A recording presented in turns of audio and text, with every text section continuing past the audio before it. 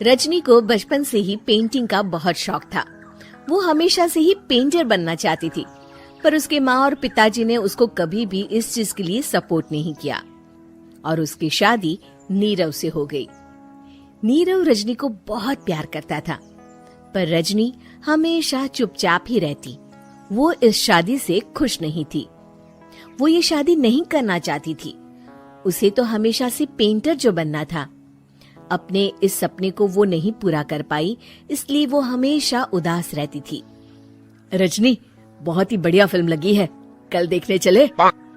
नहीं जी, कल मुझे बहुत काम है, मैं नहीं जा पाऊंगी। अच्छा तो कोई बात नहीं, संडे को चलते हैं। देखिए, मुझे फिल्म देखना पसंद नहीं है। आपको जाना है तो चले जाइए। नीरव को मना करके रजनी वहाँ से चली जाती है और अपने बैग को खोलकर उसमें बंद पड़े ब्रश और कलर्स को देखकर रोने लगती है। रजनी, चलो ना कहीं बाहर खाने चलते हैं, कुछ तुम्हारी पसंद का। जी, मुझे नहीं जाना, मेरी तबीयत ठीक नहीं है। रजनी वहाँ से चली जाती है। नीरव को समझ नहीं आता कि रजनी उससे इतना दूर क्यों रहती है। वो जब भी उसके साथ वक्त बिताना चाहता है, रजनी कोई ना कोई बहाना बना देती है। एक दिन घर पर कोई नहीं था। रजनी घर का सारा काम जल्दी से खत्म कर लेती है। घर पर अकेले होने के कारण वो सोचती है कि वो आज पेंटिंग करेगी। वो अपने कमरे में जाकर पेंट ब्रशेस और कलर्स निकालकर जैसे ही कलर मिक्स कर रही होती है कि दरवाजे पर बेल बज जाती है। अब कौन आ गया इस वक्त? इतनी मुश्किल से तो मुझे पेंट करने का मौका मिला है। रजनी दरवाजा खोलती है तो उसकी सास अपनी सहेलियों के साथ खड़ी होती है और सब घर के अंदर आ जाते हैं। अरे बहू, सबको शरबत बनाकर पिला दे, बाहर तो बड़ी गर्मी है। उफ। जी। रजनी पेंट ना कर पाने से उदास हो जाती है। उसे गुस्सा भी आ रहा होता है कि उसने इस शादी के लिए हाँ क्यों कह दी। वो रसोई में जा रही होती है कि उसकी सास उसे रोकती है। बहू, सबके खाने का भी इंतजाम कर लेना, आज का लंच तो ये सब यहीं करेगी। हाँ। रजनी बिना कुछ कहे रसोई में चली जाती है। सबके लिए खाना बनाती है।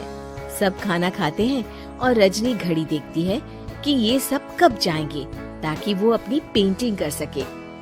जब शाम होती है तब सब चले जाते हैं अपने घर। अरे बहू, सब तेरे खाने की तो बहुत तारीफ कर रहे थे, सबको बहुत अच्छा लगा खाना।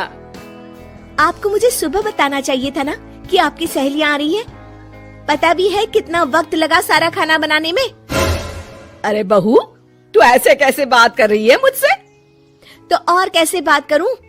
मैं इस घर की कोई नौकरानी नहीं हूँ कि इतना काम करूंगी। रजनी अपने कमरे में जाकर दरवाजा बंद कर लेती है। शाम को जब नीरव आता है तो उसकी माँ उसे पूरी घटना के बारे में बताती है। क्या रजनी ने आपसे इस तरह बात की माँ? हाँ, और पता नहीं उसे क्या हो गया है, शाम से बाहर भी नहीं आई है। मैंने तो कई बार आवाज दी, खाना भी नहीं खाया उसने।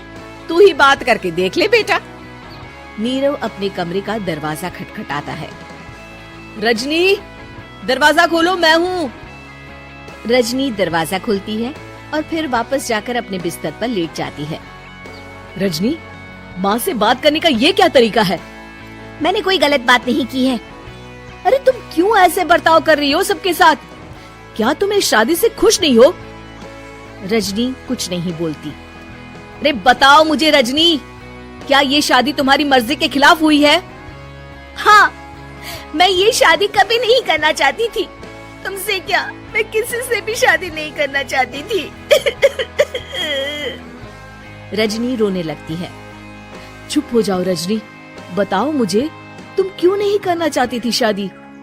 रजनी बेड के नीचे से अपने पेंटिंग्स, कलर्स, ब्रश, पेपर्स निकालती है। इतने में उसकी सास भी कमरे में आ जाती है।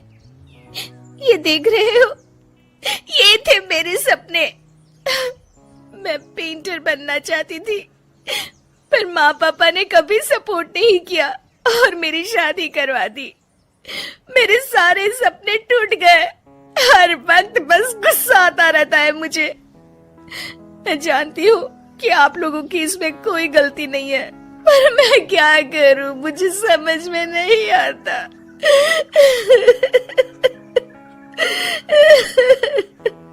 रजनी फूट फूट कर रोने लगती है। मुझे माफ कर दीजिए, आप दोनों के साथ मैं बहुत बुरा बर्ताव कर रही हूँ। अरे रजनी बेटा चुप हो जाओ तुम। नीरव पानी लेकर आता है। ये लो पानी पियो और शांत हो जाओ। रजनी पानी पीती है और उसकी सास पेंटिंग्स देख रही होती है। अरे नीरव, हमें तो पता ही नहीं था कि हमारी बहू कलाकार है। अरे कितनी अच्छी पेंटिंग्स बनाई है, देखो तो। ये वाली तो मैं अपने कमरे में ले जाऊंगी। आपको ये पेंटिंग्स अच्छी लगी? अच्छी नहीं, बहुत अच्छी लगी। और तुमने हमें बताया क्यों नहीं? तुम जब चाहे पेंटिंग कर सकती हो रजनी। हम तुम्हारे सपनों को पूरा करने में तुम्हारा पूरा साथ देंगे।